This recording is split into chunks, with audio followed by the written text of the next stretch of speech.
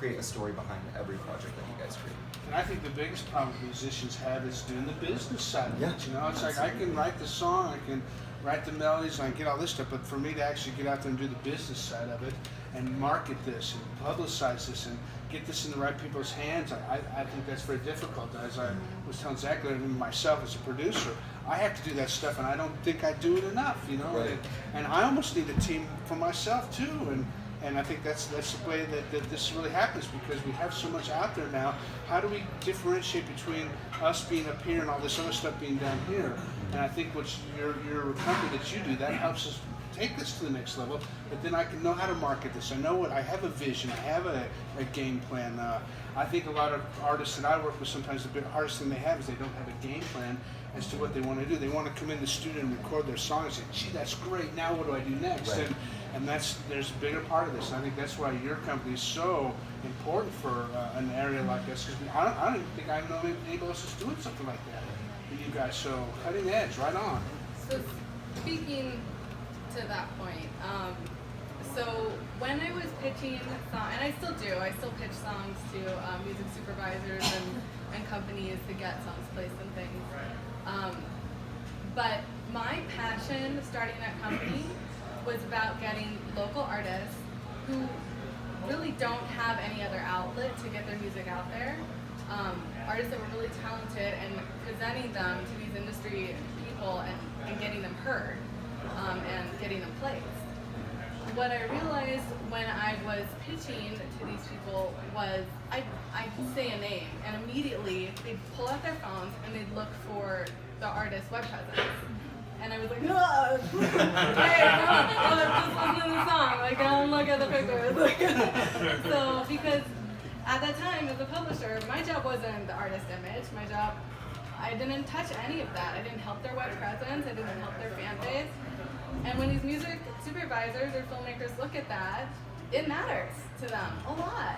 So especially for filmmakers, this is an avenue that we as artists don't consider. But filmmakers, they want an artist that has a fan base. Because in their mind, they're like, every song I put in my film, I want the fan base of that artist to see my film. So they're looking for avenues to advertise their film. So you need to advertise for the filmmaker just as much as the filmmaker is advertising for your music. So if you don't have a web presence, if you don't have an audience, the filmmaker is taking a bigger risk with you.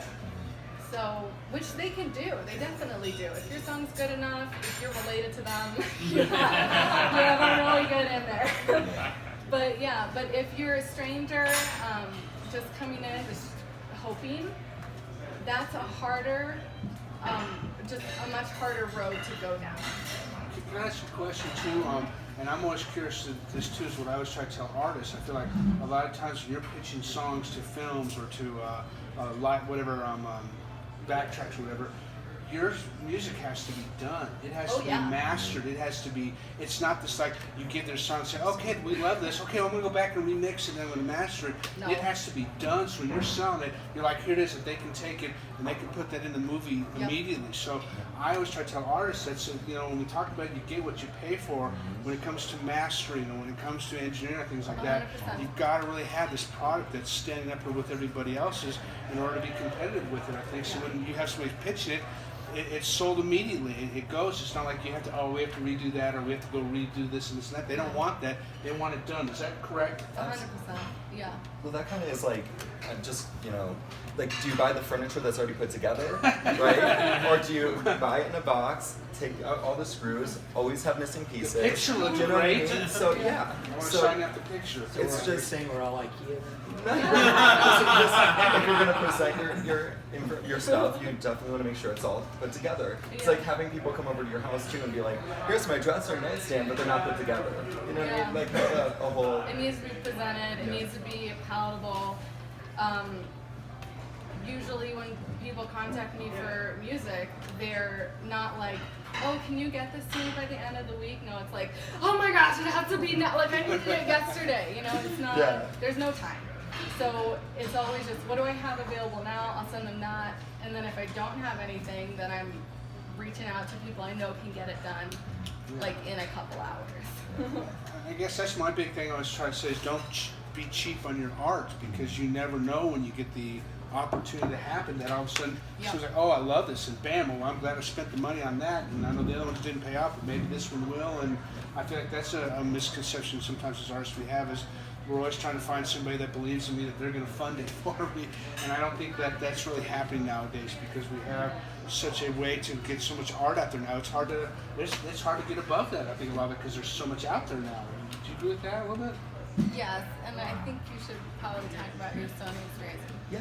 So I was getting talking to people at Sony and getting ready to be signed, and when I was really excited, and tell my mom, awesome. Yeah, it's amazing. But things kind of started shifting a little bit. Like we started meeting up. They started kind of telling me how to be or how to present myself, and just kind of in a way that he didn't want to yeah, do. it wasn't my image. And I've been doing music since I was like 6 years old. So to be changing the way I do it, or it just felt unnatural and uncomfortable. Also, when you sign, you don't know if, okay, are you going to shelf me? Because that happens. I mean, you get shelved and you can't record anything without, or put anything out without their permission or sell it. And one of the biggest artists that come to mind that happened to for years was Katy Perry. I mean, she was shelved forever. In fact, kind of stolen back and put to another record label to actually be out. But they made a statement that they just didn't want her to release her, because if they did, she could be a star somewhere else. So it's like there's also that bit of competition. So I had to really think about it. And is this really what I want to do? Do I want to give up that part of me and my own, artistic creation? Yeah. Give it to somebody else and have them They tell just me like what to do. hope they're gonna release Yeah. it. So it's one of those things, and I mean they're not going to completely change your everything that you do, obviously, because they're there to make money, and if they see something in you that they like, they're going to try to go with what they like, But it is one of those things that it was just really kind of uncomfortable, and I'm like, I was really excited about it, and then I'm like, I don't need them. There's artists today that actually don't have record labels. They're doing just fine. Chance the Rapper, for instance.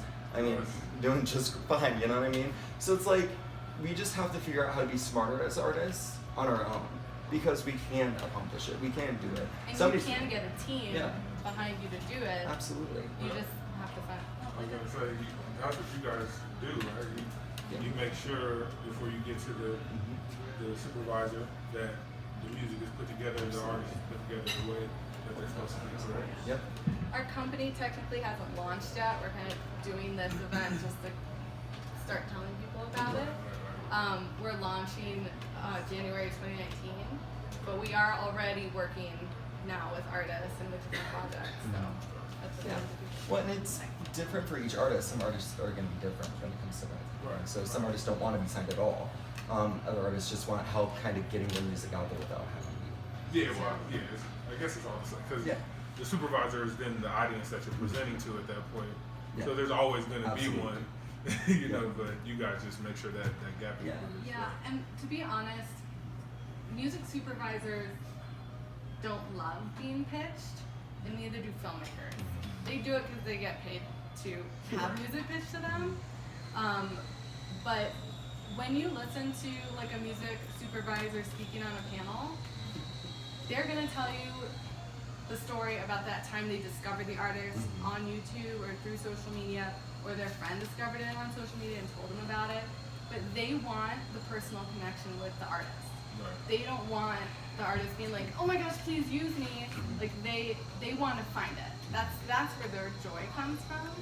So basically we recognize that, and we're trying to kind of cultivate that with each artist or music business, to be accessible to music supervisors and filmmakers, but have that discovery happen on a more genuine level, Right. so that they're actually in love with your music. They're not told to be in love with it. Right. And you do that through.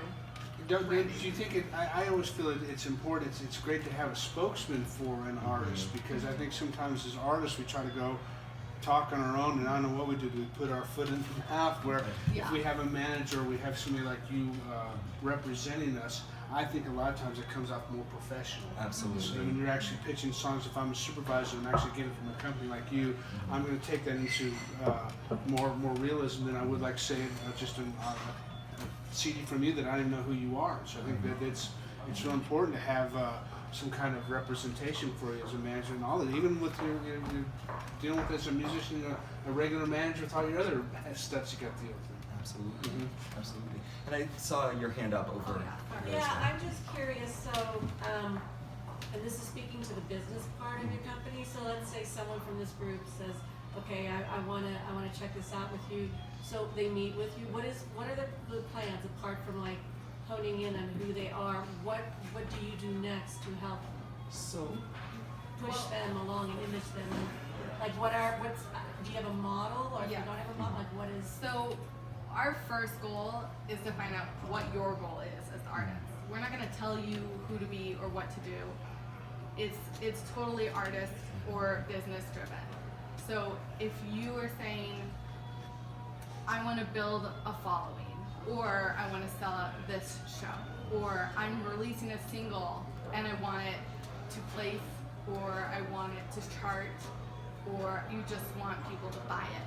So you come to us with what your goal is. If you need So how do you do that? I'm just curious, like how would you, let's say this person says, I want to get on the radio, and I want to put some gigs, I want some national attention if possible, apart from local attention, what would you do? well, that's when we go to work for you. So we start contacting the radio stations, start booking your shows. We start making it happen. Because as an artist, especially when I've toured around the country, and it's like, and I did it all myself. Yeah, I did a Pride tour, so it's like every city, and it was really kind of intense because I'm like, here I am doing it myself. I'm like, got 1,000 people calling me. You show up to one place and they don't have what you needed, and that's really what we're here to do, is to say, okay, let's be your team. Make sure that these phone calls get made. Make sure that there's follow through. I mean, I do, events on a daily basis, so What OCD venue it do helps you me. work for? Exto Event Center. Okay. Yeah. So we do. We've done Vanity Fair events, Google events, anything that you can think of.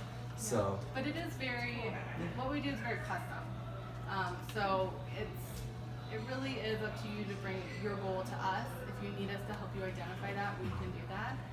But then we're gonna sit down, really think about where you are right now as an artist and where you're trying to get to with your goal, and lay out the exact steps to get you there. But it is totally unique to each individual project. So you like helping each artist develop an individual business plan Basically, themselves. yeah. That's great. That's awesome. That's cool. And is the prize pretty? Yes. So what we are working currently right now on a payment plan, because we know as artists as well, you've got a lot of money tied up in a lot of places. So we don't want to be like, here, we need all of your money up front. So we want to make it fair on the artist, and really just kind of make it a part of their monthly bills, so that they don't have to worry about it. Yeah, and we can present like different options, like this is what we can do within this price point. Again, it is totally custom because you all have totally different careers, really interesting careers too. So you all would need very specific, kind of help depending on where you're trying to go with your business. So starting off, is like consultation, like Yes, free we offer a Absolutely. free consultation initially. It's also for us because we don't want to just take projects to take projects. We want to make sure we have the time to dedicate to each project, and also we want it to be things that we truly believe in, so that, because that comes across when you're calling people on the phone. Like, we want people to hear in our voices. So we're excited. Yeah, the more enthusiastic I hear. So you guys actually got some integrity then. Yeah. Wow. And we both lived in LA. Right, that's awesome. Well, and then the other thing that we do as well is we'll take a look at social media. Any sort of social media that you have out there, Facebook, Instagram, Twitter, and help you create consistent Content output. content, but Yeah, it's because huge. that is that's branding. If you might have a picture with your mom getting dinner. I don't know why I keep bringing up my mom. I miss her, I guess. But, you might have one there and then you have another one performing. It's just really, you just need to hone in on what is your brand and what are you about. What and you're trying to say with each post that you make. I mean, so it's just one of those things that we just will go through everything and really help clean up and organize all of the social media platforms that the artist uses. Now, once you clean everything up, do you then does the artist take over what you've done, or do you still do that for the artist? So it depends on what they choose for us to do. Per project. Yeah. So, but we do also help create content. So we do studio space and whatnot, and help with campaign building, just to really make sure that, like, let's say you have an album coming out, and you're like, you really want to push this album. Well, then you got to start thinking about that before the album comes out. Maybe start hinting it. You know, people like to kind of see things pop up, you know, and have an idea that it's maybe coming. Kind of builds a little bit of. Actually, you can drop one song, like, and then before the album comes out, then they get excited. Or even just like a picture of you in the studio, right? You don't even have to put out a video of you singing necessarily or whatever. Just Yeah. in the studio. And one thing, like, if you're talking about getting radio play, that's something you're gonna have to plan. I mean, I'm sure most of you know, but 3 to 6 months in advance, you need to start getting that to the radio stations. So, And I think it can be tricky. I took Lisa Loeb on tour for a short time for Jim Atterbury in Albuquerque, and obviously she's Lisa Loeb, the stations like Clear Channel and stuff were willing, but I think, and I've worked in radio, I've many years in radio, and I know that music directors, it can be challenging to have them open up to playing music from local, from the talent. Yeah. I used to have a Except radio for show as well. Bugsteen and KYGO, who's yeah. on that one. Did you? Yeah. Yeah. Yeah, in Toledo. So in Detroit. So it's kind of both markets. But yeah, it can be definitely very challenging but they're also trying to promote their business as well. So it has to be good for them. Well, to yeah, be they're able to, getting obviously you know what I a mean? lot of push from the labels and the Absolutely. and that list is. Yeah, absolutely. So it's one of those things that, I mean, we've worked in the industry in a lot of different aspects of it. And we know how that's handled. You know what I mean? Like, that's one of the things is the radio is definitely a very tricky thing to maneuver and to go around, and you know we've But worked I through agree, it. it's all about imaging. Yeah. I mean, that's, like you said, proposing it, it's all Yeah. about educating. Absolutely. I mean, look at Lady Gaga, for instance, right? Like, I mean, So I thought she was an alien for like 3 years. I was for sure of it. so this is one of the bands that I worked with as a publisher. This is their album cover. Just looking at this, what do you feel that their music sounds like? Any guesses? Madness. Pain. Madness. What genre do you think it is? Gothic, Goth? stoner rock. Ambient. Okay, let's play their song.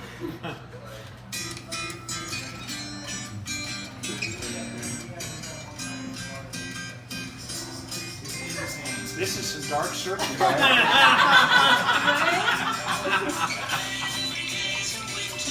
Like this is great. But it's not at all what their album looks like. Yeah. That would be. That's a branding name. Yeah. Yeah. That's Yeah. and it's See it, say it doesn't work there. Yeah, it's things like that. So it's helping you identify your personal brand. It's also giving you kind of a bounce back list of when you do make a post, when you are taking a picture in the studio, bounce it off your list. Does this fit on my brand? Everything you post should be on brand, and it should be coming out steadily. Are there some artists right now that you think are doing it right? Billie Eilish is awesome. yeah. Yeah, one of the things I love about her is there aren't really any images of her outside her on-brand look. If for those of you who don't know her, she has it's like baggy pants. It's like baggy like sweater stuff and like a chain. Always primary color. Yeah. Yeah, her hair is like just kind of undone and long and gray, but she's really young. And then her music is very soft, whispery singer-songwriter thing, but with a hard kind of R&B beat underneath. And she's dedicated to her image. Obviously, she has a team behind her that helps her do that. There's no way she could do that by herself as a 15-year-old. That's not a reality. Right. Reality is artists have teams. So we have an opportunity in Colorado to become each other's teams. And that's something I think is such a possibility, but isn't something that we as Colorado musicians really are connecting with. But I mean, obviously, we can do that. Neither here. Can you speak to the songwriter, singer-songwriter who wants to